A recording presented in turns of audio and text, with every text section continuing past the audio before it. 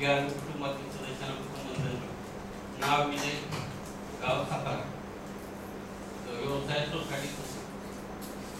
तर 26/3/11 माझा पीआरबी कुटुंबाशी संबंध आहे, मी जॉईन झालो. आणि त्यानंतर मी आता म्हणजे 27 सभासद नोंद केली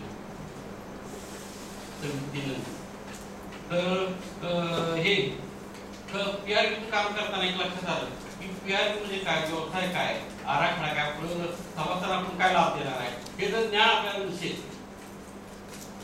तर आपण काय समाजात बोलू शकणार नाही, काय करू शकत नाही.